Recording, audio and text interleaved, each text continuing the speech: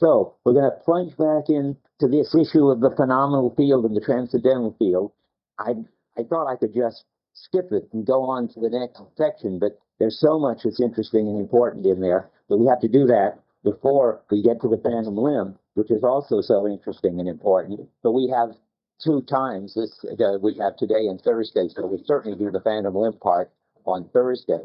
I'm just thinking that I'm going to get to it even starting on it today.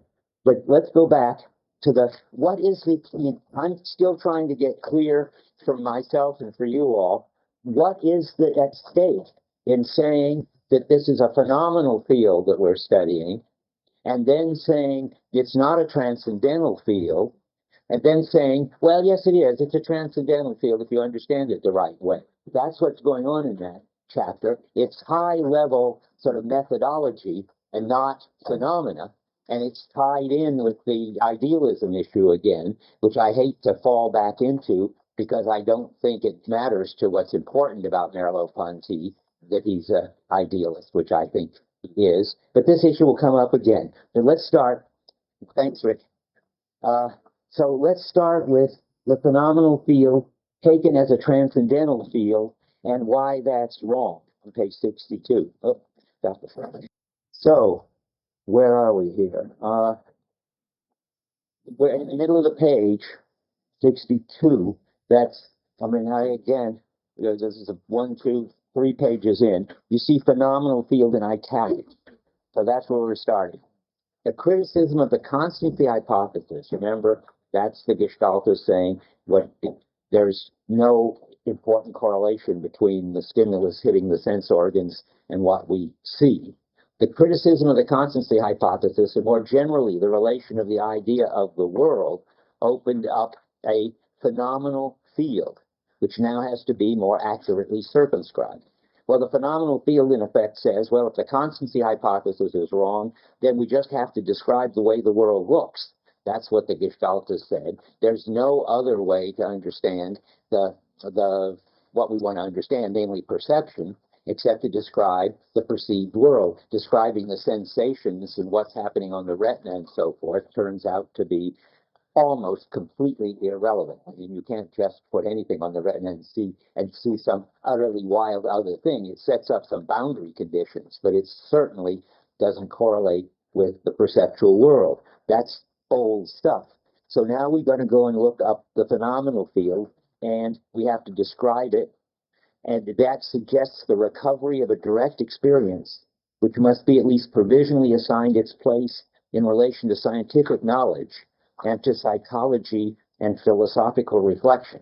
So, wow, these big methodological issues have to be faced if we're going to start just describing the phenomena the way the Gestaltists have taught us to do. So then I think you can skip from 62 to 65. Nothing important happens in there as far as I can see. And it's really sort of a review of the modern philosophy as Descartes set it up, and the fact that it's got only two at the bottom of 64. It's important, and it will come back. That they've only got two kinds of being: the in itself, which is pure determinate stuff, what Searle would call the brute given, and the for itself, consciousness, or I suppose nowadays mind and world. That's the two kinds of being they've got, and they've got to try to understand everything in terms of that. We're not going to talk about that. He's talking about, I just want to tell you, he's talking about the Husserl version of it at the top of 65, the constituting I, the constituting ego, and so forth. By the way, constituting flops all over the place, as I said. So he uses it too for what he wants to talk about. But constituting ego or constituting I, that's pure Husserl. I'm going to say this again later, but I think it's important. What he has against Husserlian phenomenology is the idea that you could describe the experience of a subject independent of whether there was any world that existed and that the subject was involved in or not. That's the kind of transcendental that he's against. That gets you transcendental ego and transcendental phenomenology, Husserl like. And and at the end of that first paragraph on 65, I just say this because it's not Merleau-Ponty, but Husserl who's saying it could be held that perception is an incipient science, science of methodological and complete perception. No, I'm not even sure that Husserl says that. Cognitivism says. Cognitivism it says that starting with little children who are already little Newtons making up their hypotheses about reality and checking them out, as you will hear from Alison Dopnik or hear or Susan Carey at Harvard, they're very busy discovering what an incipient science this is and how it goes back to pre-linguistic children. That's not Merleau-Ponty's view. That is, science, whatever it is, and he's going to come and tell you what he thinks it is not for him. Perception is not for him.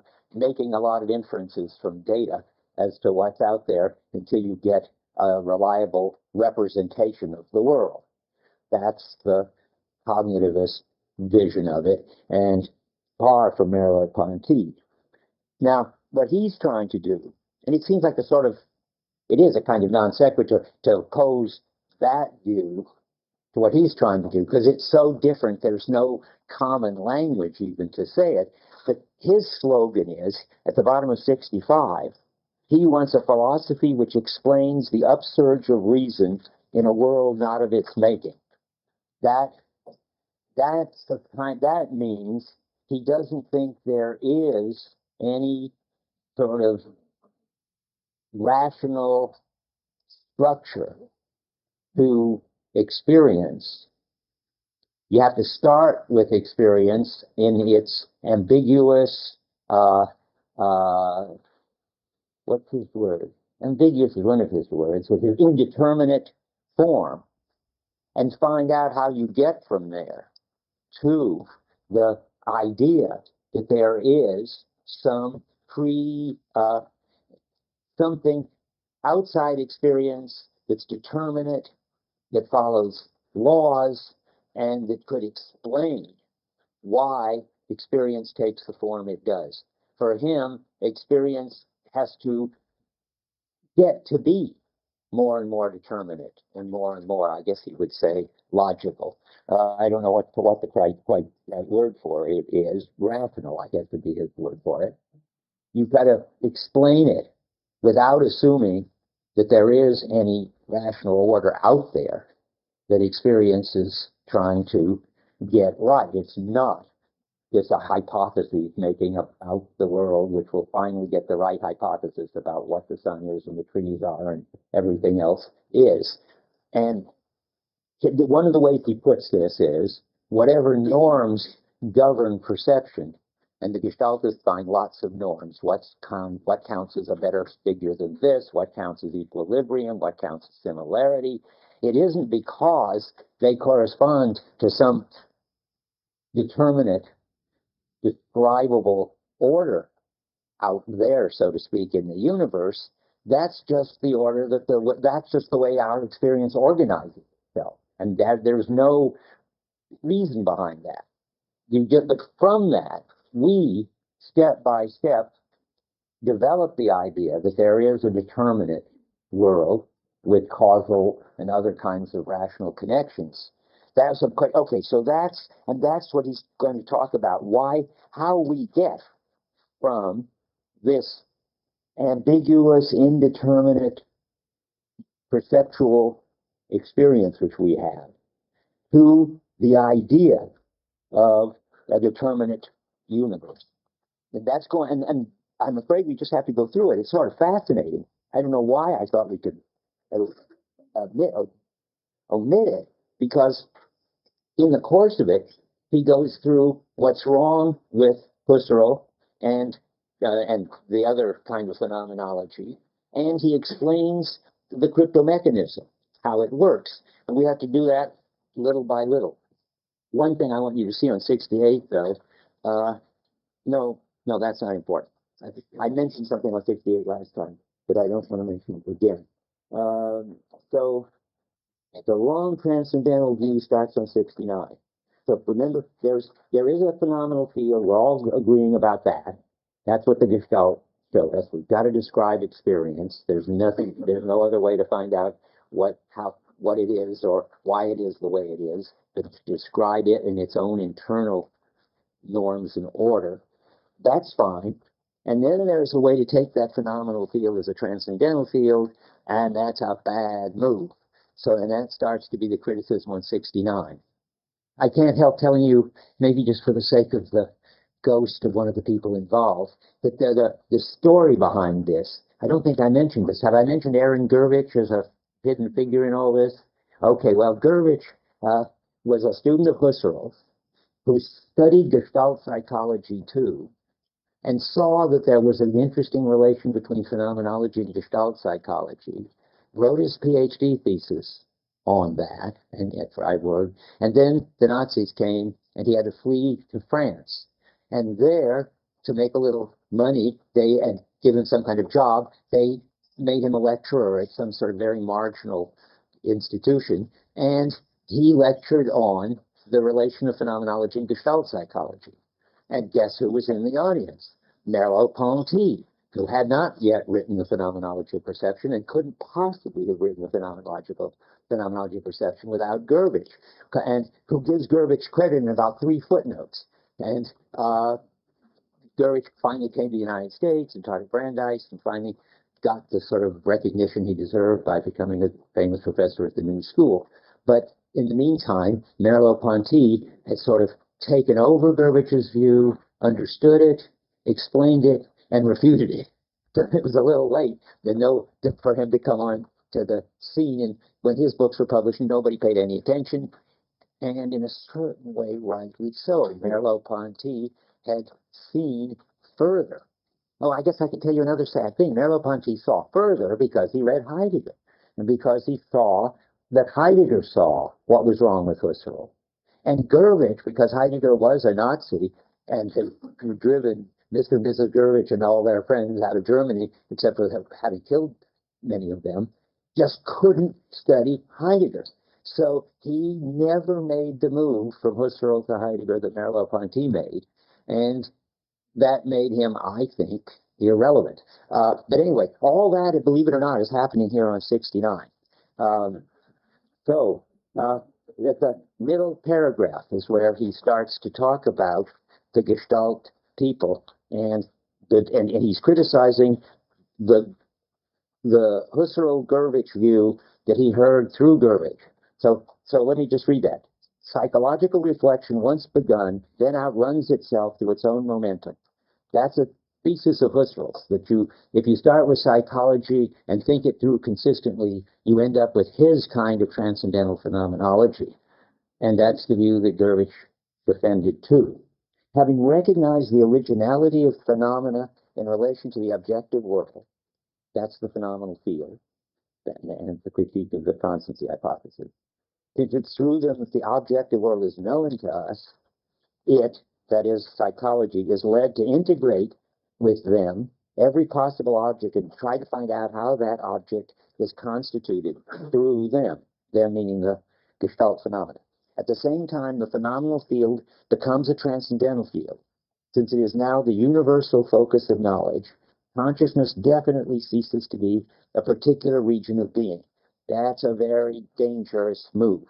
What that means is, when Gurvich was at Brandeis, so was I. So I used to have dinner with Gurvich every week. And the big Gurvich move, this is why this is so important to me. Whenever I would defend Heidegger, which was very upsetting to him, he would then say, and I would talk about, say, the body in Merleau-Ponty as this sort of unreflective, unconscious power we have to organize things and everything. And he would say, yes, but you've got to also think about how we are conscious of the body.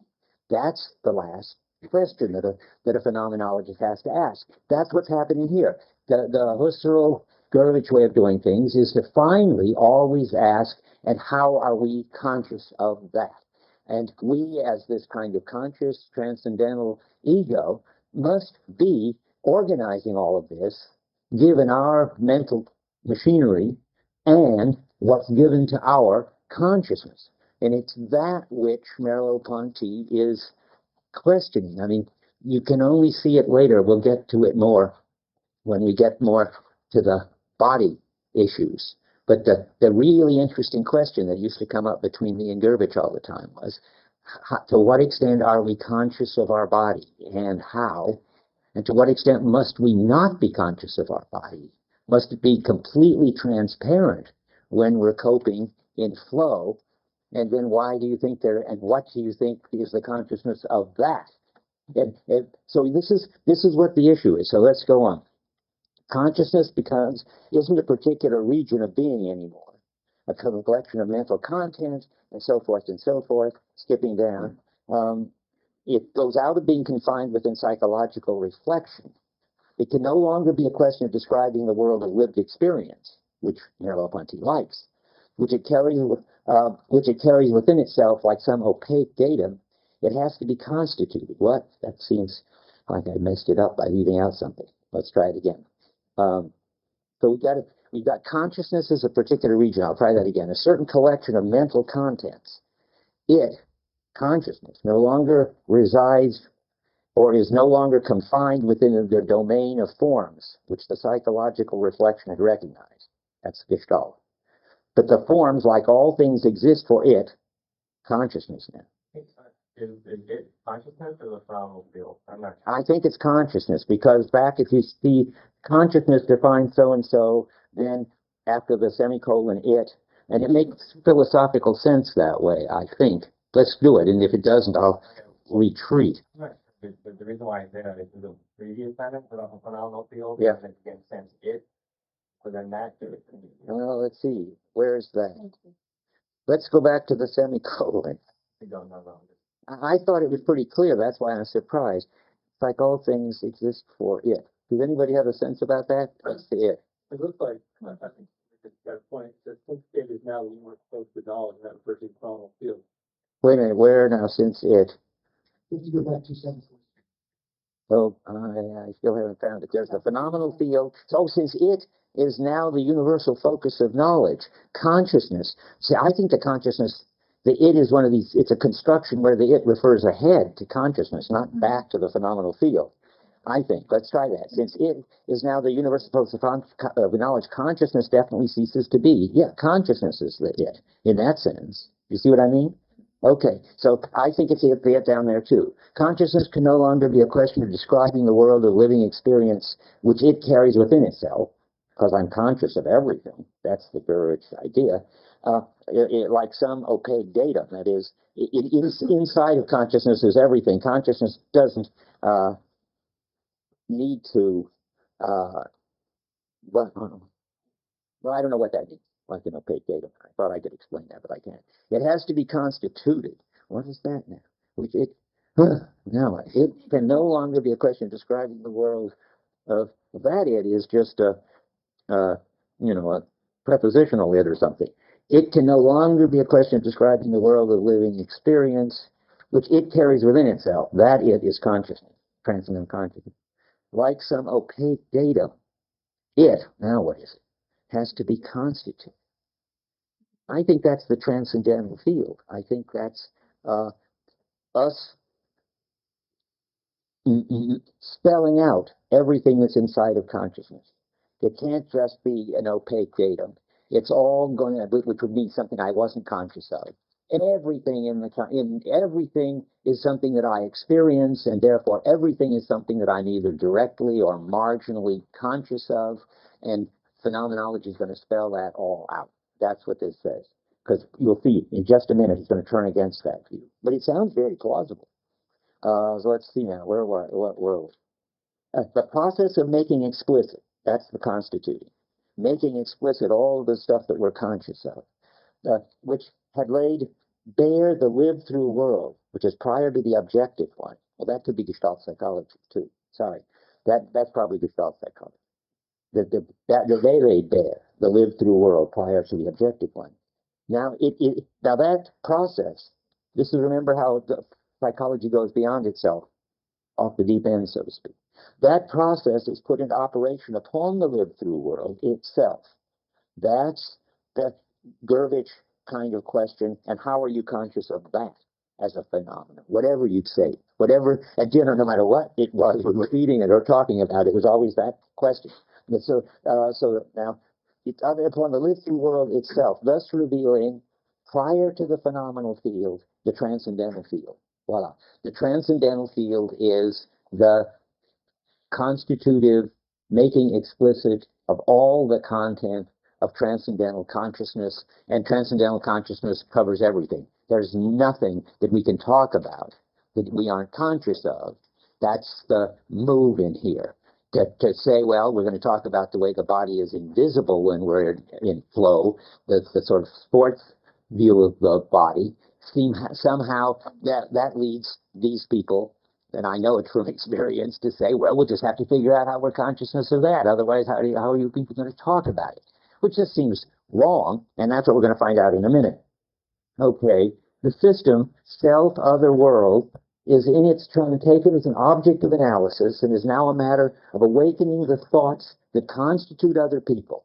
You see, now we're way away from, well, Heidegger, those of you who know Heidegger, and Merleau-Ponty.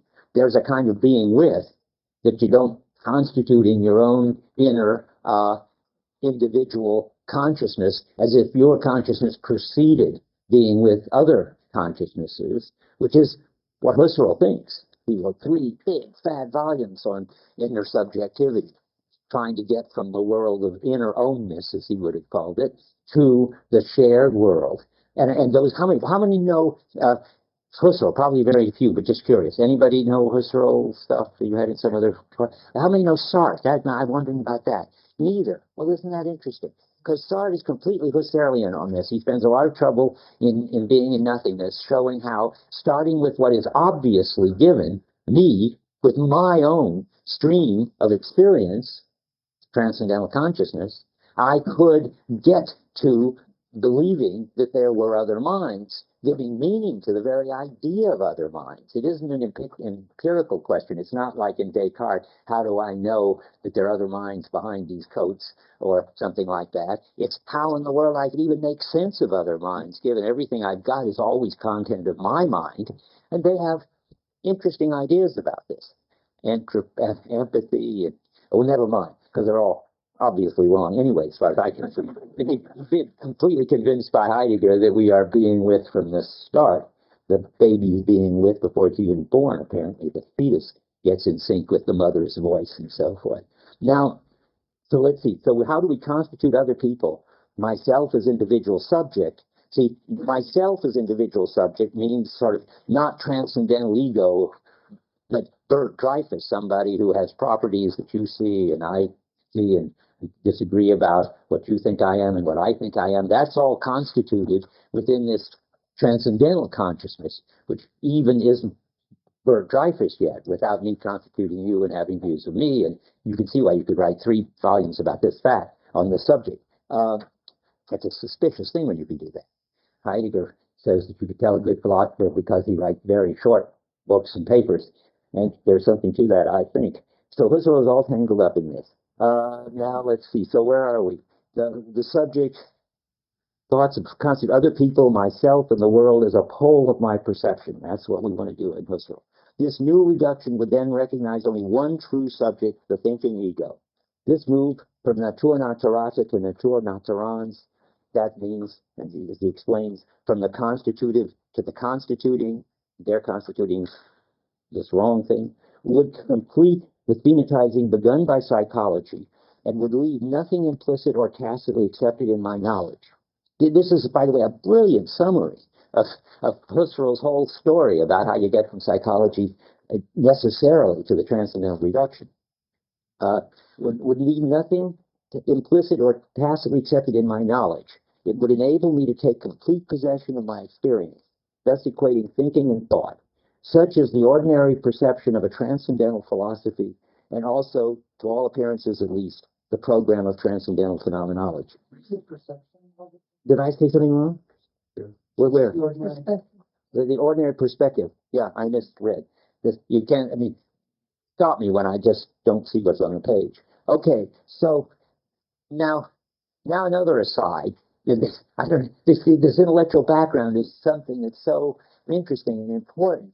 Merleau-Ponty, in the preface, which I didn't have you read because I think it's just all wrong, goes out of his way to claim that there is what he calls the existential phenomenology of the last period of Husserl's life, in which he gave up transcendental phenomenology because he understood, after carefully looking at the phenomena, maybe reading, he did read Being and Time twice, that his approach was his transcendental subjectivity story was just wrong.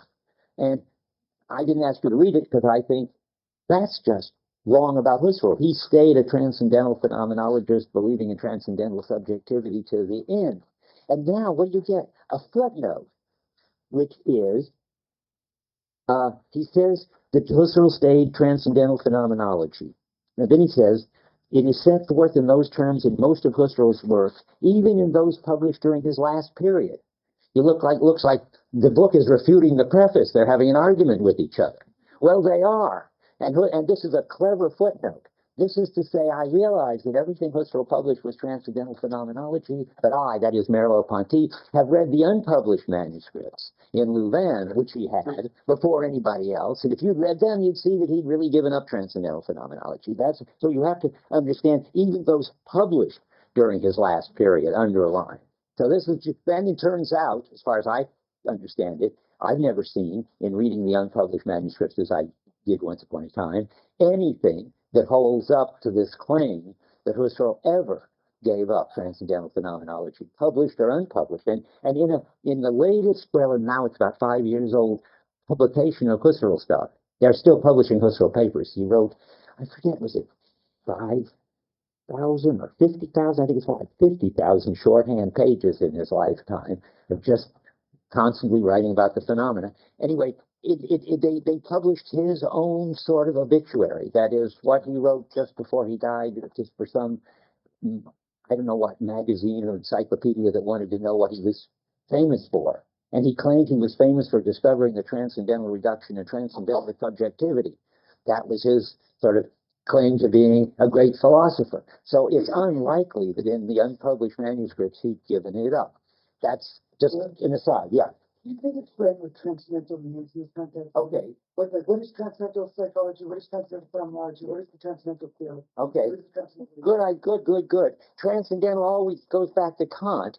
Transcendental always means the condition of the possibility of experience, or really, I think in Kant anyway, the condition of the possibility of objective experience. I think that won't be, you have to leave out the objective because Husserl's interested in inner experience too, and so forth. But that's what's his transcendental means. But now there are two different people trying to claim transcendental. When Husserl says transcendental, he means not only do I look for the conditions of possibility of objective experience, but I look for them in the conscious experiences of ego. And it's a transcendental ego because its experiences have in them the resources that make it possible for there to be experience of objects. And what Merleau-Ponty is going to do by the end of this little section is take over transcendental, because he's going to say, well, for me too, transcendental means the condition of the possibility of the experience of objects, but I'm not a transcendental Husserlian because I don't believe in the transcendental subject. I don't believe that I am a completely lucid or lucid, lucidable, I don't know what the right word is, sort of explicable subject in whose experience all the possibilities of objective experience are contained. Not every fact, like how many blossoms are on those orange trees, but that all the general characteristics of all the kinds of objects that there are, you can find out are by introspecting, or I don't like that word, by reflecting on the structure of transcendental consciousness and its content. Now, so when Merleau-Ponty says transcendental, he's going to say, yeah, I'm interested in the conditions of the possibility of all objectivity, including the universe. That's why he turns out to be an idealist, because all of that comes back to the field of experience. And it's a transcendental field of experience because it makes possible all experience of objects, galaxies and electrons and everything, which in a certain sense is right. It makes possible all experience of objects. But it, and now I don't know how to put this exactly, but I'm going to read this stuff in a minute, but it's never going to be clear about itself, and it couldn't possibly know itself except through the objects that it is engaged with. What's the it? It. Well, that's a good question. The transcendental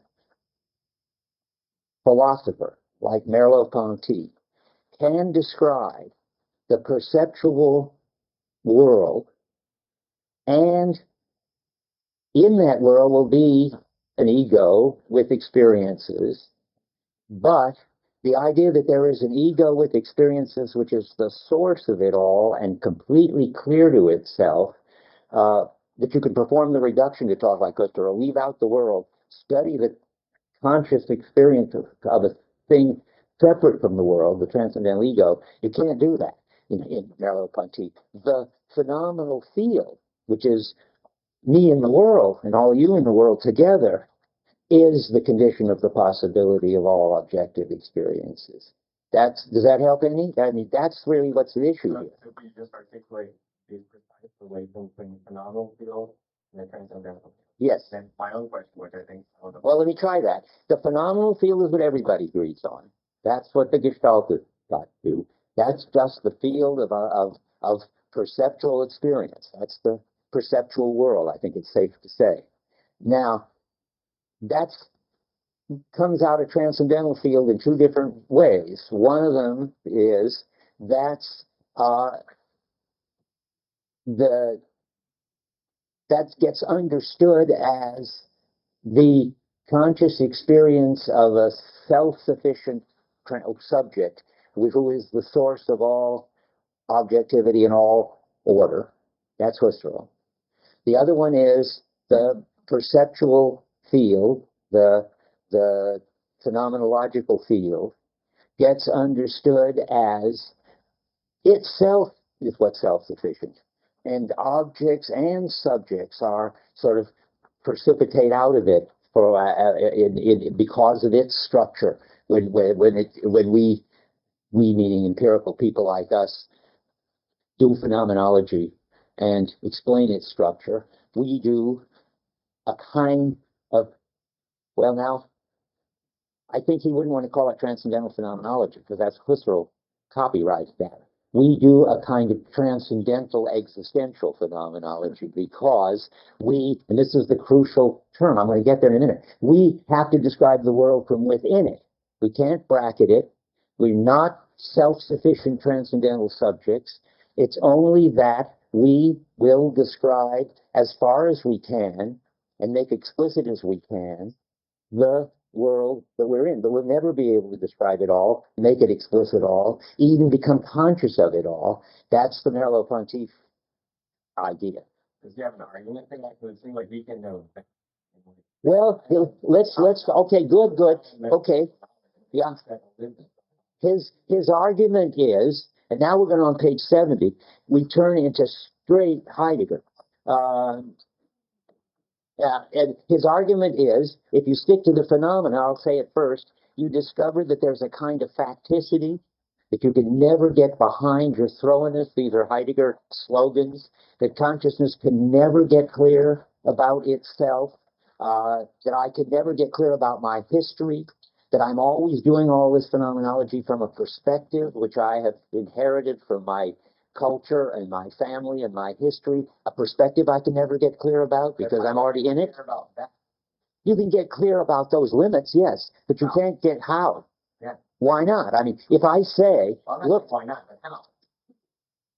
Because that's part of the phenomena. Because once you see that you're colored by your culture, your language, your history. How do you get clear about that? By looking at how you look at things and doing well. Because to take a slogan which isn't going to solve anything, that's on page 74 of the punchline. By doing the phenomena of the phenomena, we transform the phenomenal field into a transcendental one. That the last line is, when we describe our experience, that's just the end of that section, the end of the phenomena the phenomenal field section. I mean, when we describe our experience, we discover that we can't find out our motives, that we can't get behind our throwingness, we can't find a perspective on everything outside of the history and the culture and the language, and we just do. I mean, if we do phenomenology, we come out existential phenomenologists. If you describe what the field of experience is really like, it's full of ambiguity, opacity, and not of an accidental sort, because you're never going to be able to get out of your another slogan, finitude, which it looks like Husserl thinks he's doing. Looks like Husserl thinks he's describing this from nowhere. He describes the history of the West, but he describes the history of the West from his own transcendental point of view. It doesn't occur to him that that's part of the history of the West, and a very bad part, a Cartesian part. Okay, look, this is what's happening on 70. How many have had Heidegger now? Lots of you, I hope. Okay, because it's all of a sudden, you will get a switch to Heidegger. Now, where we are, note 12, where he sort of breaks off whether Husserl ever gave up this kind of extreme transcendental phenomenology, he switches to his view, which is pure Heidegger view. Now the phenomenal field, as we have revealed it in this chapter, now we're on Merleau-Ponty, places a fundamental difficulty in the way of any attempt to make experience directly and totally explicit. That's what he thinks Husserl is up to. And one of the reasons is that this, I'm not sure why this is a reason, but he says it's one of the ways to see it is that the Gestaltists recognized that there was no way to make explicit why some Gestalts are better than others. I'll read it because I think it's an important thing to him, but I don't really understand it as the interesting argument. This isn't Heidegger. That's why it's not quite right, I think. It gets to be Heidegger on page 71, and then it gets to be really got its feet on the ground. But he says, but although the Gestalt may be expressible in terms of some internal law, this law must not be considered as a model in which the phenomena of structure are built. Their appearance is not the external unfolding of pre-existing reasons. Husserl thinks that there's some pre-existing reason. I don't know why he thinks that. Against the Gestalt psychologists. No, I think he's for them. Well, let's read it further. I think that he thinks they got it right. It's not because the form produces a certain state of equilibrium, solving a problem of maximum coherence. You're right.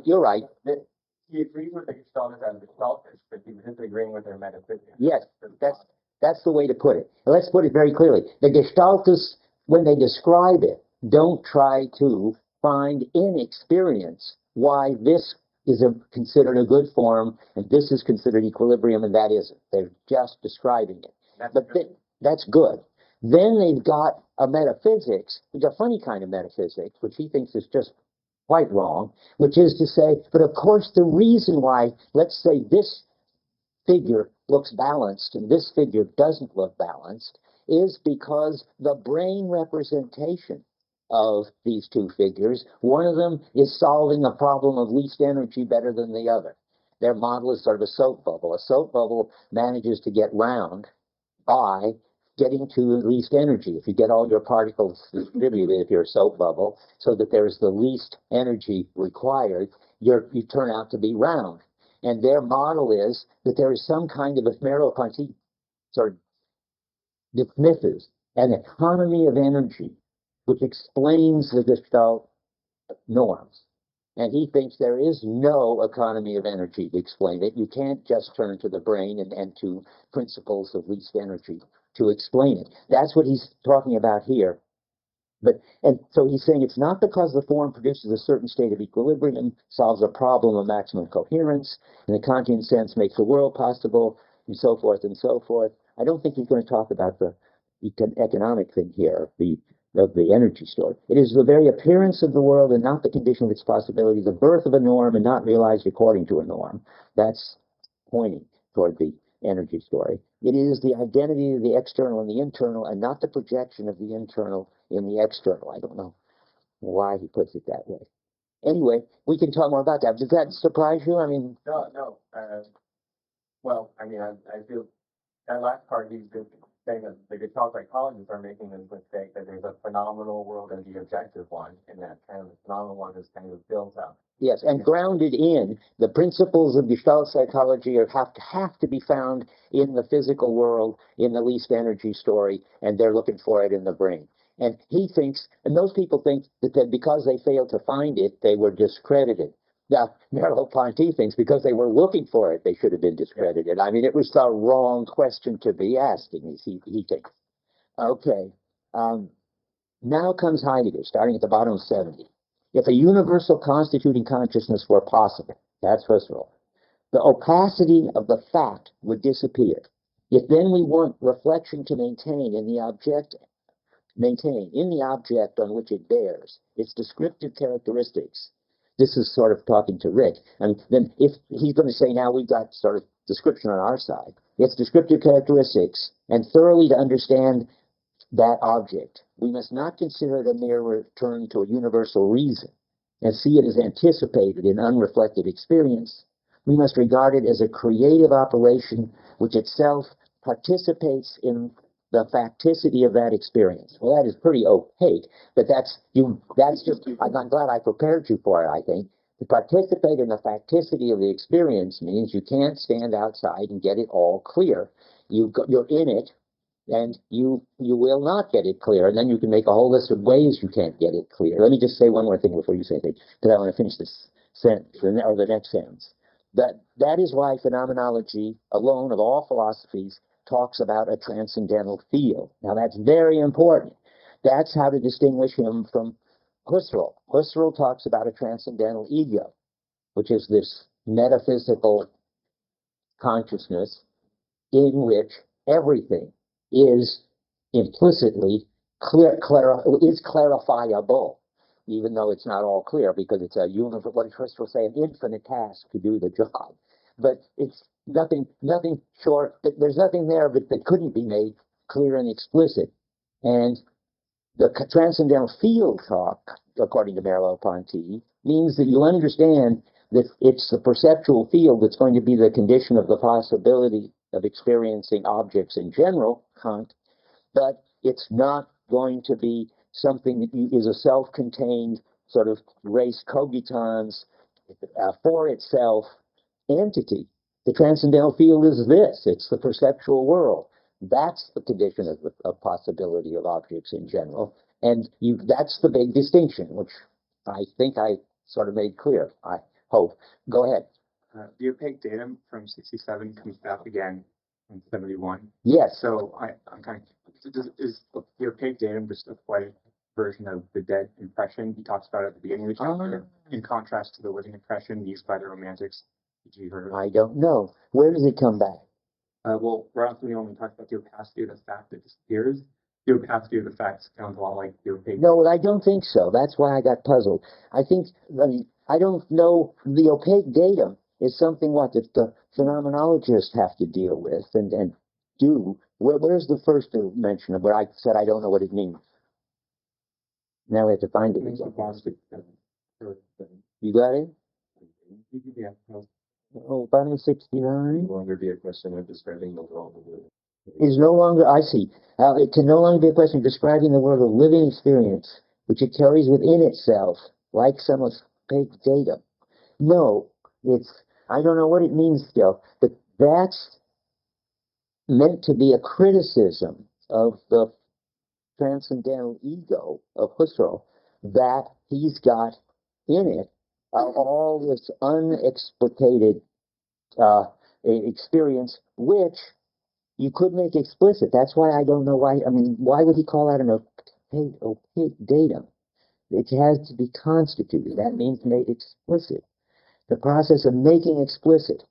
Opaque, I wonder what it is in French. I don't have time to look right now. I mean, probably it says opaque. But opaque there clearly means implicit, not yet fully clarified from the point of view of the Husserl people, because everything could be made explicit and clarified if you had a lot of people working on it. Husserl thought he was starting a big research program, and if you had infinite time, because he thought it was going to take a huge amount to clarify everything. So it's an opaque datum, meaning something that needs to be clarified and can be clarified. Yeah. I understood something differently. We talked about the how the parts of the Gestalt arouse expectations of things beyond them, and that's how they have a meaning. I thought in that sense that the impressions were transparent, that they showed you something beyond them, and that the dead impression would be an opaque impression because it didn't show you anything beyond it. Good. I think that's another meaning. I think back in the sensation chapter, where we're talking about impressions, they are opaque. They don't have intentionality. They just sort of sit there and they're useless, sort of like the myth, like all the criticism of the myth of the given these days, without any meaning. How could you ever get any knowledge out of them? That's one opaque. I think this is entirely different opaque because it's in the context of, just as we saw, sort of it goes right on to say that this opaque stuff is what should be made explicit. And now you tell me there's an opaque maybe on 71 that will cast me right on this? Because there'll be a third meaning of opaque. Boy, talk about meanings of, constitution and so forth. As I understand it, the sensations are opaque. They don't have any meaning. The content of transcendental consciousness in Husserl is opaque because it hasn't yet been clarified.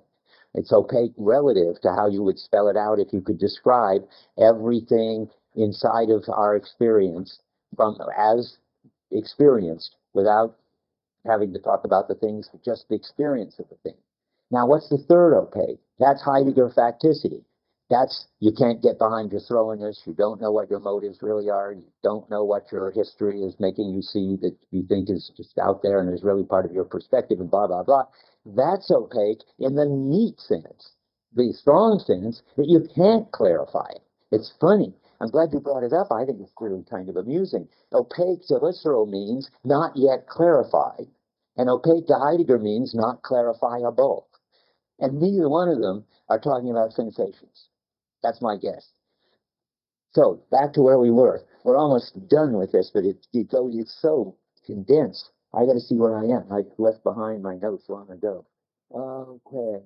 After the transcendental field and italics. Oh, good. Where are the transcendental field in italics? I don't see it anymore. It's gone. About 10 lines down. Oh, yeah, got it on 71. Okay, I'm catching up with where I am. You just turn to Heidegger. Yeah, that's what it says in my notes. Okay. The world indicates that reflection never holds. Now, this is Heidegger versus Husserl on what you find out when you try to do your rigorous description of the phenomena. And Heidegger's going to say Husserl's bringing in all kinds of Cartesian baggage and assumption that keeps him from seeing what's really there. The world indicates that reflection, this word, the field, indicates that reflection never holds arrayed and objectified before its gaze the whole world of the plurality of monads. Husserl took over from Heidegger the idea that each of us was a monad, a self-contained, transcendental, well, Leibniz didn't say transcendental, a self-contained consciousness, a self-contained stream of experience, and that its view is never other than partial and of limited power. That's Heidegger. You can't have the world laid out in front of you, even as a limit of your hard work, even as an infinite task. It just isn't the way it's structured. It is also why phenomenology is phenomenology. That's also why phenomenology is phenomenology. That is a study of the advent of being to consciousness instead of presuming its possibility as given in advance. Well, that's, what that is. That's the same mysterious remark as he's going to study, where was that? At the bottom of 65, the upsurge of reason in a world not of its making.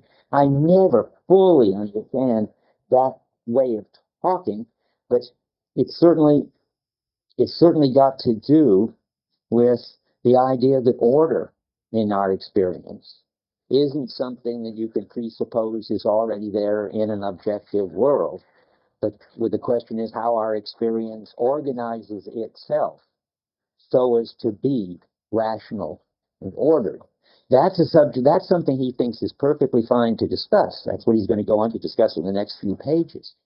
But what he can, but you can't say our experience or it gets we discover that our experience is ordered because one, there's already order in our transcendental ego, or that it's ordered because there's already a completely ordered universe out there. There's nothing to get behind. But there's just the world of experience, and the world of experience does come into more and more order. Each of us gets a more maximal grip on things, and I guess the whole culture probably gets a more maximal grip on things. It's not as if we're ever going to converge on the whole grip on things. That's an inevitable illusion. I'm getting ahead of the story again. That's the crypto mechanism. To think because you can get more and more order, you can finally get total order, which shows that the total order was there all along. That's a series of mismoves. I think I wrote 5. I'm going to get there today for sure. How many mismoves you have to make to get the crypto mechanism mistake, and then one more mismove you get if you go into idealism. All that happening in these pages. Okay, so there comes a lot more Heidegger. And then, starting in the middle of the page, reflection can never make me stop seeing the sun 200 yards away on a misty day. I don't know if Husserl said it would. I don't think so.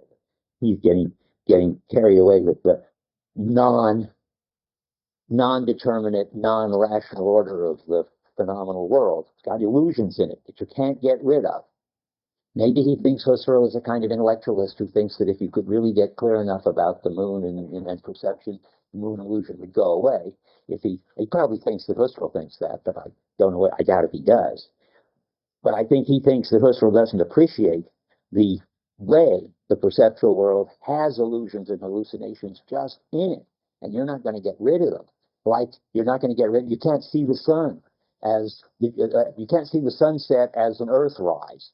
No matter how much you believe, no matter how much rationality there is, thanks to Copernicus and Galileo and all that, in seeing it as an Earthrise, our phenomenal world just doesn't work like that. That's part of the facticity of it. The body and the visual system just isn't rational. That's maybe a clear way to put it. And he thinks that Husserl thinks that finally the body and the visual system will be shown to be rational. Why? I mean, he attributes to Husserl views even crazier than I attribute to Husserl. So I can't do much with that. He's not attributing anything. Oh, sure he is. Well, not directly, but He's talking about Kant, not Husserl. I doubt it because he's Kant in the following, in the flow of the discussion part, he refers to the critical, a philosophy such as the critical, is what he uses in the data, and then he immediately mentions Kant. Well, Kant's behind Husserl and Heidegger, and Merleau-Ponty's pretty close to Kant too. I mean, I think it seems obvious that when he says that, well, no, maybe it is Kant. I mean, I don't know. I don't see how we can tell. He's been criticizing a certain view, namely the view that thinks that the phenomenal field licenses transcendental phenomenology. And now he's saying, no, let me read it more. Maybe we'll find out whether it's Husserl or Merleau or Kant. See, Kant was, in this case, worse off than Husserl and easier to criticize because Kant's whole project was to treat the perceptual world as if it was really the physical world. So when Kant asks, what is our experience of objects? He means causality, substances, and so forth. He doesn't mean lecterns and certainly not moon illusions. And Husserl was way ahead of that. Husserl was actually trying to do a story about perceptual objects. By the way, this is the whole story, the whole issue of Todis's book, Mind and Body and World. He tries to show how Kant is giving you a story about the structure of the kind of objects that science deals with, and treating perceptual objects as if they were like that, treating the world as if it was the universe, and that if Kant had understood what Merleau-Ponty understood, he would have rewritten the whole first critique a different way, and then Todis tries to write it. So he's writing the first critique the way Kant should have written it. This is probably in here, but I don't think he's, well, let's go on. We'll see what's in here. So reflection can never make me stop seeing the sun 200 yards away on a misty day. Now, I don't know what Kant thought about that. I don't even know what Husserl thought about that. It's certainly true. It can't do it. Or seeing it rise and set, as I just said, or thinking with the cultural apparatus with which or can't keep me from thinking with the cultural apparatus with which my education, my previous efforts, my personal history has provided me. Now, that could be a criticism of Kant. If you go on. Yeah, he fits the, I never actually collect together or call up simultaneously all the primary thoughts which contribute to my perception or my present condition. A critical philosophy attaches, and that could be Kant, in the last analysis, no importance to this resistance offered by passivity. Well, how can we tell? Maybe it's going to get clearer. So, so far, that's Husserl and Kant. As if Critical philosophy is the proper name. well, if you don't turn it into a general acritical philosophy, not the critical philosophy. Well, let's go in the older translation. It's a philosophy such as got critical. Really? Yeah. So that's what I have. Interesting. Oh boy, I can't resist. Yeah, I better. I mean, is this a place where they improved the translation, or whether they made it worse? This is the place where they made it work. But I think it's a place where they improved it. So now they'll have different. I never thought an interpretation of a whole paragraph or perhaps chapter would hinge on it. That's funny. Check. What we got there?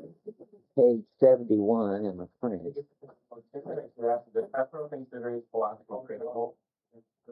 I don't know.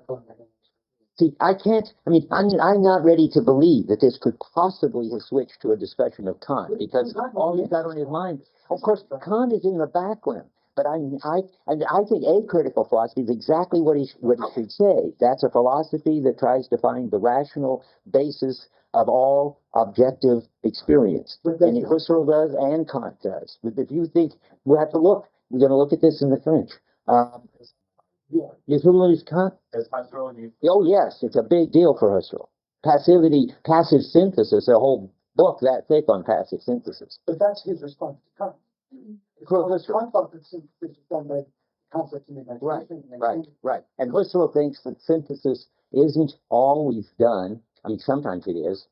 Everybody agrees by conscious application of categories and so forth. But Husserl thinks, late Husserl, that there's some kind of synthesis that happens just by the Gestalt organization of experience. I mean, he's really very, very close to getting the right idea there, except that he thinks it's synthesis.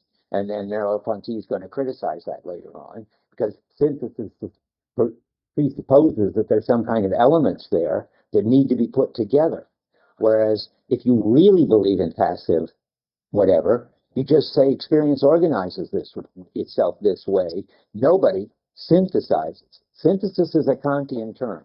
Passive synthesis is going to be Kantian, even if Kant never said it, because as soon as you say synthesis, you're in Husserl and not in Heidegger. And you never, in all of being in time, I bet the word synthesis doesn't appear unless it maybe is an insult at some point.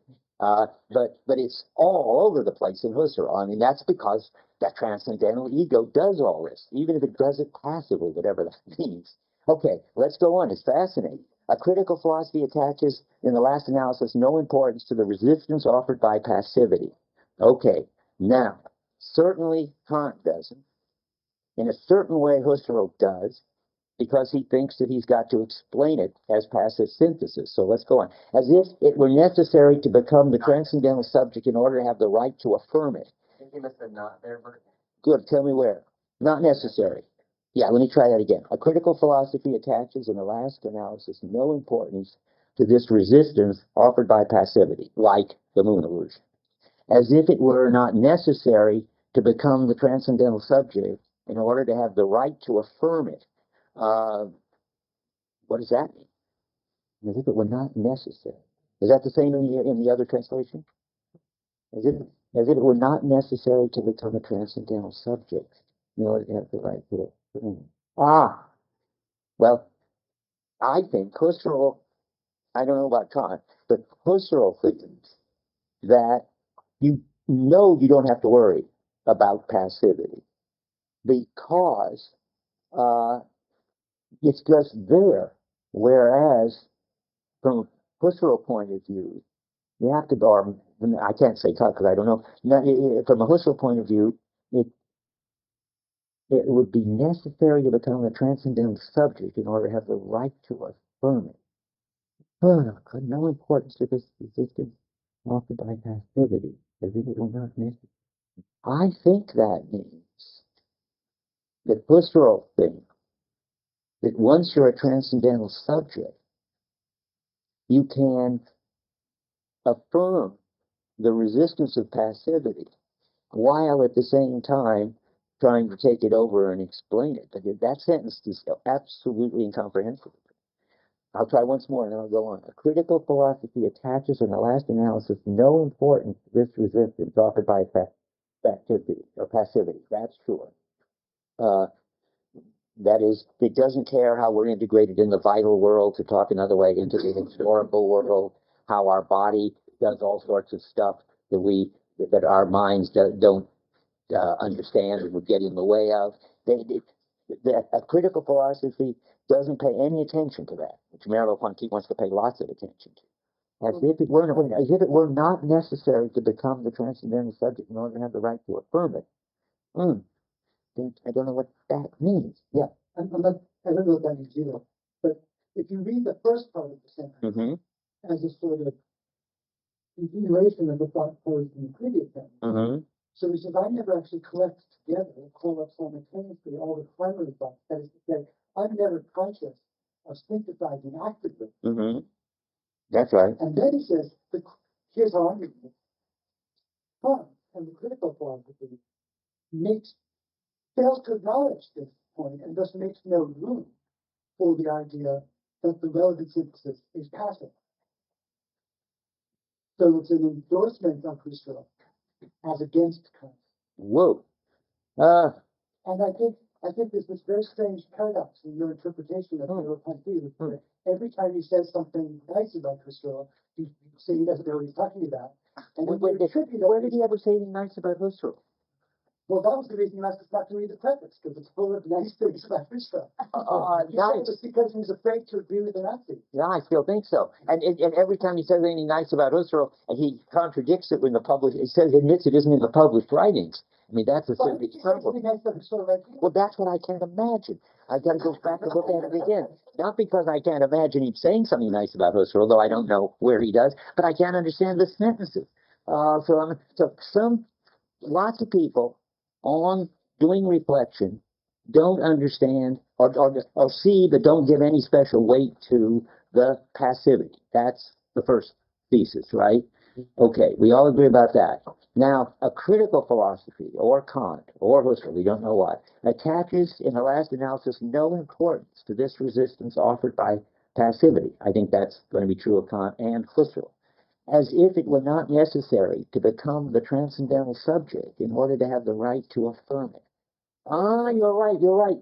He's saying, yep, it's a move beyond Kant. He's not agreeing with it, but he's saying Husserl is one step beyond Kant. I see. Let's call that the critical philosophy, namely Kant. I bet the translation has messed it up. So Kant attaches in the last analysis no importance to this passivity. That's right. And now Husserl comes in and says, as if it were not necessary to become the transcendental subject in order to have the right to affirm it. That is, Husserl's become a transcendental subject, and he has the right to say there is passive synthesis, and that's a step beyond Kant. Let's try it that way. It tacitly assumes, consequently, I don't know what it is yet. The critical philosophy tacitly assumes, consequently, that the philosopher's thinking is not conditioned by any situation. Only Kant, not Husserl. The reduction, right? What? Husserl has these reductions. Yeah, I can't understand that. It seems to me he's just been saying all over the place that transcendental phenomenology makes the claim that it's not conditioned, that it's not that everything is constituting, and we are constituting our ego. This is the top of 70. This is Husserl, and everything else is constituted.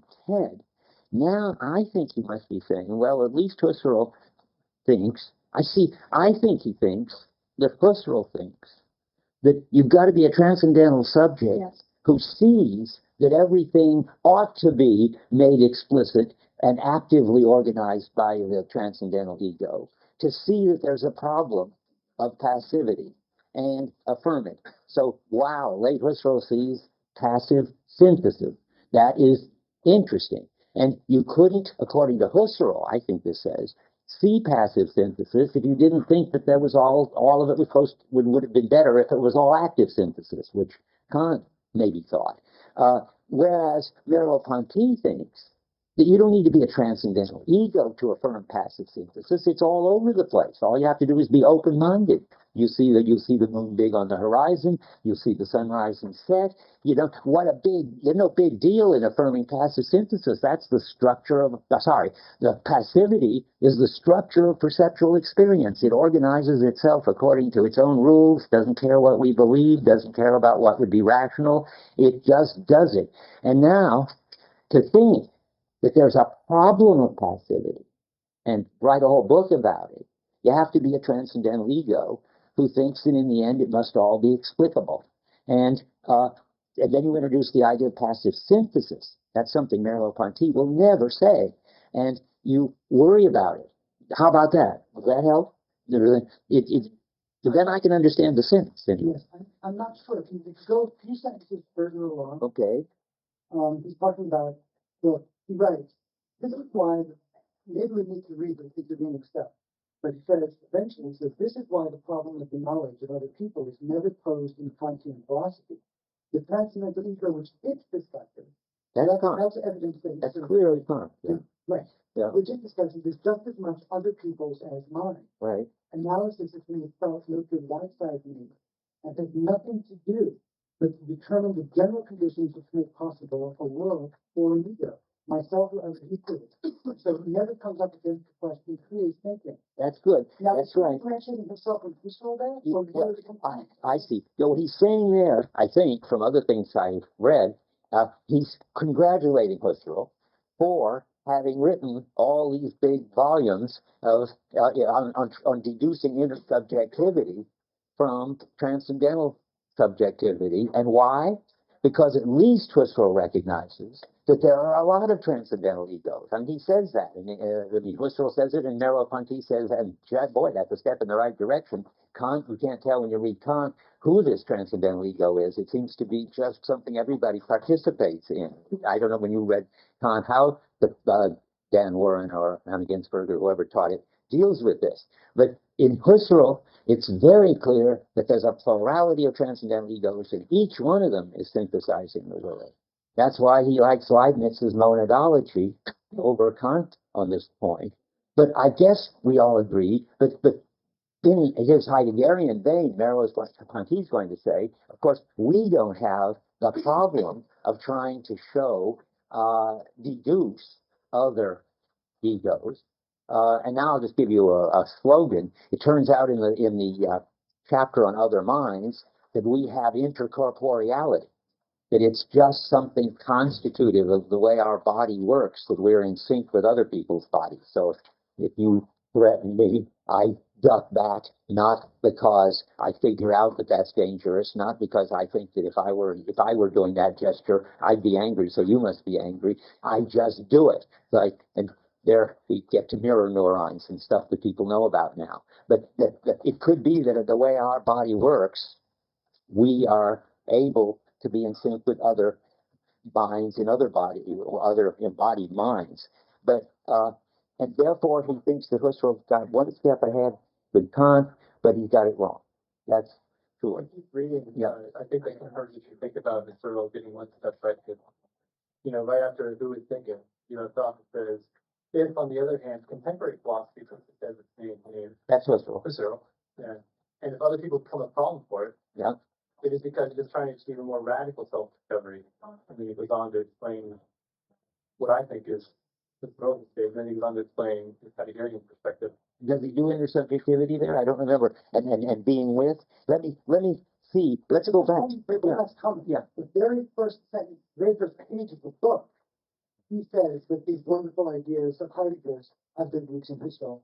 So that he should be blurring Husserl and Heidegger together here too is consistent with that. Well, I think that you could have your roots in Husserl and still Husserl be all wrong. I mean, after all, lots of these great ideas have their roots. Formula dying inside. Yeah. Springs from the indication Oh, given by the story. Yes, I think, and what that turns out to be, when you read further, let's look at the natural attitude.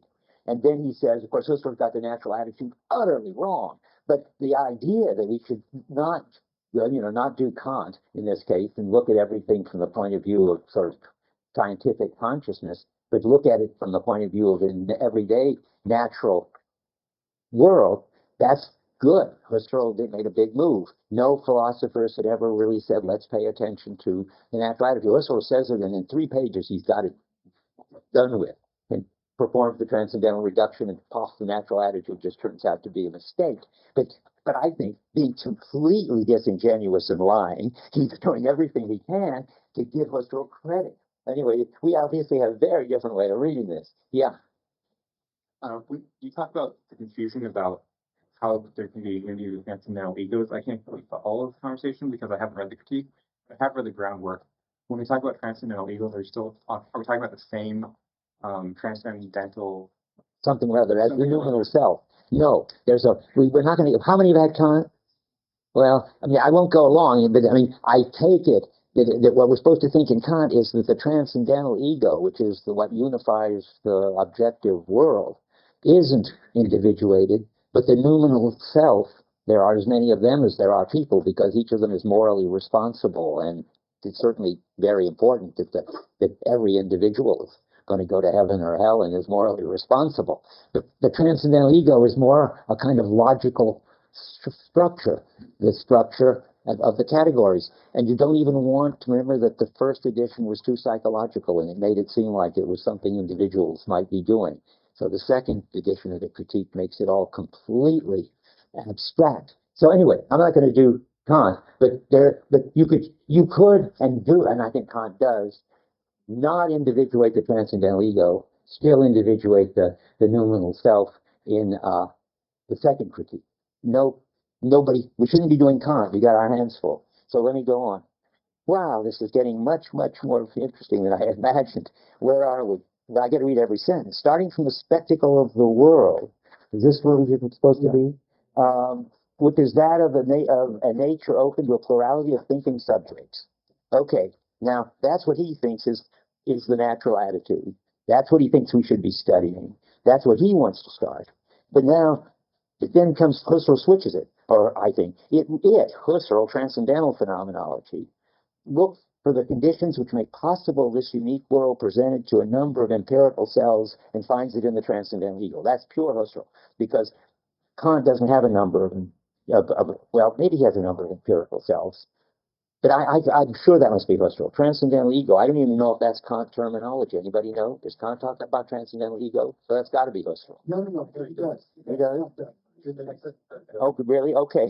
In which they participate without divine, because it is not a being, not a unity of value. This is why the problem of the knowledge of other people is never posed in Kantian philosophy. The transcendental ego, which it discusses, is just as much other people's as mine. Yep, okay. So there are 2 different transcendental egos. The transcendental ego in Husserl, which is individuated, and the transcendental ego in Kant, which is as much other people's as mine, because it's the logical structure of objectivity. Analysis is from the start located outside me and has nothing to do but to determine the general conditions which make possible a world for an ego. Now, is that Kant?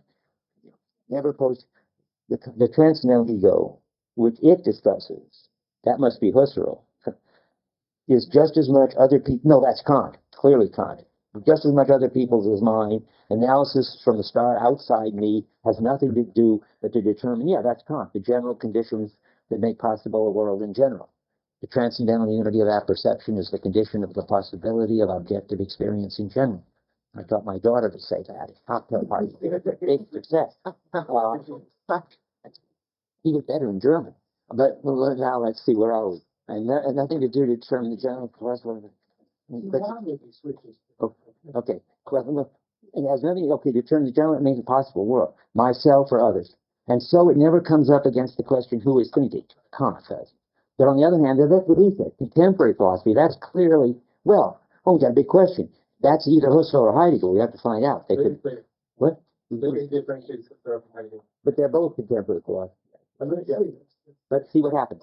Okay, Cadet takes this as its main theme, and if other people become a problem for it, it's because it is trying to achieve a more radical self-discovery. Sounds like Husserl to me. Reflection cannot be thoroughgoing or bring a complete elucidation of its object if it does not arrive at awareness of itself as well as its results. We must not only adopt a reflective attitude in an impregnable cogito, but furthermore reflect on this reflection, understand the natural situation which it is conscious of succeeding, which it is conscious of succeeding. What is that? Is that in the? Oh. Boy, you read this carefully, you wonder how anybody can understand a word of it. That's not English. I don't know what that is. Are they waiting out there? Not quite yet. Okay, let's see. And which is therefore part of its definition. What? Is it? Yeah, is it? And which is therefore part of it, not merely practice possible, but realize the transformation which it brings within our. Only on this condition philosophers become absolute knowledge. Then is that Heidegger? It ceases to be especially. So there will be no assertion of absolute unity, all the less doubtful for not having come into being. The core of philosophy is no longer an autonomous transcendental subjectivity. Wow, that's Husserl, and that's not Heidegger. And you think he's already gotten rid of Husserl in the previous entry. Big problem. I'm not sure, but I see that he's trying to differentiate. Let's go this far. He's differentiating Heidegger and Husserl in contemporary philosophy. One of them has autonomous transcendental subjectivity. Guess who that is? You better know by now. That's Husserl. And so the core of philosophy is no longer an autonomous transcendental subjectivity. That means that he's already talking about Heidegger versus Husserl, and he's on Heidegger's side. To be found everywhere and nowhere, it lies in the perpetual beginning of reflection, at the point where an individual life begins to reflect on itself. Reflection is truly reflection, now we're surely in Heidegger, only if it is not carried outside itself, only if it knows itself as reflection on an unreflected experience and changes the structure when it's experienced. I think that's Heidegger. Now let's go on. 1 minute. But I'm skipping a sentence. But at the opposite extreme of philosophy, in the notion of a universal constituting consciousness, we encounter an exactly corresponding mistake. I don't know who that is. Bergson's mistake. I guess Bergson. I don't know what that is. So let's not worry about Bergson. I want to see if I can reach the end of this. Okay, let's see. At the bottom of the page, we neither can become wholly conscious or make ourselves into a transcendental consciousness. Well, Husserl thinks we can, and of course Heidegger says we can't become wholly conscious and make ourselves into transcendental consciousness. And then we get to the phenomenon, which I think I talked about. And the moral is supposed to be that when you do the phenomenon, this is my last sentence, you get to a kind of existentialist phenomenology. The world is the phenomenal world that we must describe it from within, not as a transcendental ego. And therefore you keep your eyes open for this, the conditions of existence, not the conditions of possibility. And that's supposed to be the difference between Merleau-Ponty and Husserl. And then we finished less than I thought. But go and do the reading, because I want to get to the Phantom Limb next time. Cool.